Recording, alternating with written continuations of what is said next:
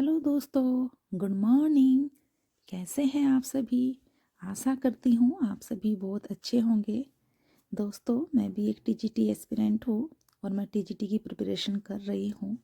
तो सुबह के बज गए हैं 3 और 3 बजे उठकर मैं करने लगी हूँ पढ़ाई। आज मैं आपको इस व्लॉग में बताऊंगी कि मैं किस तरह से अपने परिवार के साथ में रहते हुए, अपने बच्चों को संभालते हुए अपने 8 घंटे की स्टडी को कंप्लीट करती हूँ। वो आज मैं आपको इस ब्लॉग में बताऊंगी। तो सुबह 3 बजे उठकर मैं अपनी पढ़ाई स्टार्ट कर देती हूँ और सुबह के 7 बजे तक मैं अपना कंप्लीट पढ़ती ही रहती हूँ, क्योंकि उसके बाद बच्चे उठ जाते हैं, बच्चे शोर शराबा करते हैं और घर के काम भी निकल आते हैं। तो इसलिए मैं अपनी पढ़ाई को सुबह सुबह कर लेती हूँ। उसके बाद में जो समय मिलता है मुझे दिन में, मैं अपने 8 घंटे कवर करती हूँ। वो किस तरह से करती हूँ वो मैं आपको अब इस व्लॉग में दिखाती हूँ। तो सबसे पहले पढ़ाई करने के बाद मैं करती हूँ घर के काम, क्योंकि आज बच्चे घर पर ही है। आज बच्चों की छुट्टी है, हॉलीडे है, तो बच्चे सो रहे हैं। तब तक मैं अपनी थोड़ी साफ़ सफाई कर लेती हूँ, क्योंकि जब बच्चे उठ जाएंगे उसके बाद तो बहुत सारे काम निकल आएंगे। कहीं बच्चों को नहलाना, धुलाना, उनको नाश्ता पानी कराना, तो बहुत सारे काम निकल आते हैं। तो जब तक बच्चे सोते रहते हैं तब तक मैं घर की साफ़ सफाई कर लेती हूँ, क्योंकि जब स्कूल जाते हैं ना बच्चे, तब काम ज़्यादा फैलता है।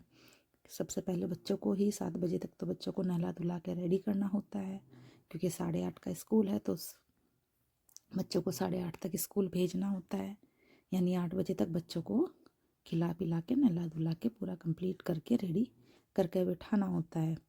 तो लेकिन आज तो बच्चों का हॉलीडे है, आज मैं काम को आराम से कर सकती हूँ।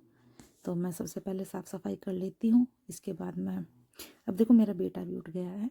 वैसे स्कूल के टाइम पर नहीं उठेगा, उठाने से अब देखो अब उठ गया है और कितनी शैतानी कर रहा है। झूठ झूठ में सोने का नाटक कर रहा है ताकि मम्मी मुझे डांटे ना, क्योंकि रोज़ मैं उठाती हूँ तो उठाने से भी नहीं उठते हैं बच्चे। सभी के बच्चे ऐसे होते हैं, शैतान होते हैं। मैं जानती हूँ, जितनी भी महिलाएं होती है वो सब जानती है कि बच्चों के साथ में घर को मैनेज करके रखना और फिर अपनी स्टडी भी करना कितना कठिन होता है, बहुत कठिन होता है।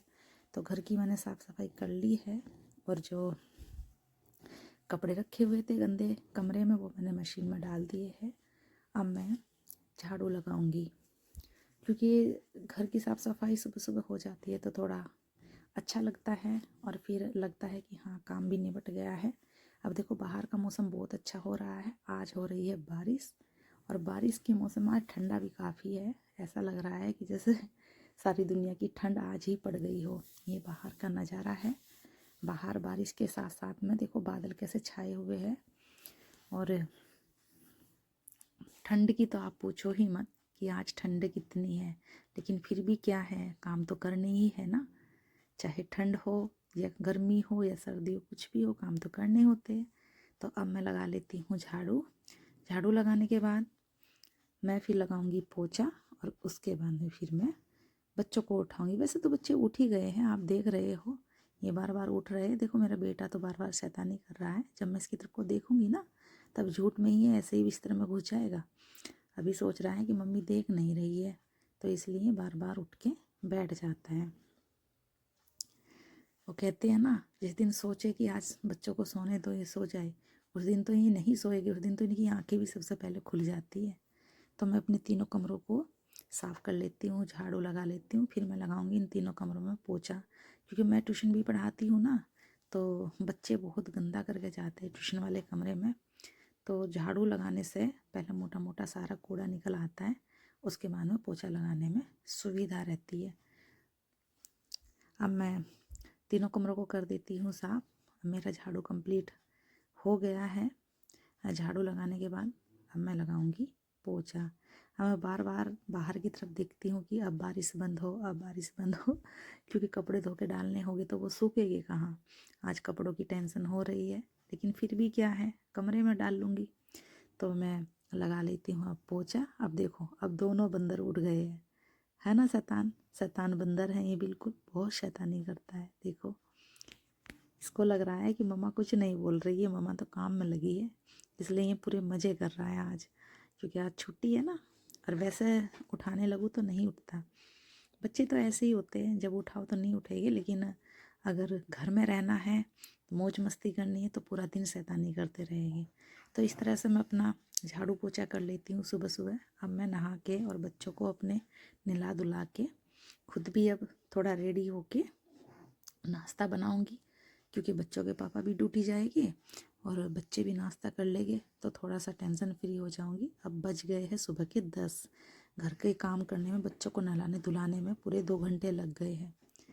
बाकी अब सारे काम निमट जाएंगे तो उसके बाद भी मैं स्टडी करूँगी, लेकिन सबसे पहले मैं नाश्ता बना लेती हूँ ताकि ये ड्यूटी चले जाए आराम से और बच्चे भी अपना थोड़ा खेल लेंगे। और खेलने के बाद में फिर मैं बच्चों को थोड़ा सा पढ़ा लिखा के इनको भी अपना थोड़ा काम करा दूँगी तो थोड़ा सही रहेगा। तो चलो, तो फिर मैं बना लेती हूँ नाश्ता, क्योंकि बच्चों के पापा कह रहे हैं कि देर हो रही है, इन्हें जाना है ड्यूटी, क्योंकि ये जाते हैं कानपुर, इनकी है रोडवेज में ड्यूटी, ये है कंडक्टर। तो इनको घर से बाहर जाना होता है भाई, तो खाना खा के जाएगी। फिर सुबह हमारे घर में सभी नाश्ता और खाना एक ही बार करते हैं, चाहे उसे नाश्ता समझ लो या खाना समझ लो। तो मेरे हस्बैंड को पसंद है घी लगा के, ये आटा नहीं लगवाते हैं रोटी पर, घी लगवाते, घी या तेल का हाथ या फिर पानी का हाथ।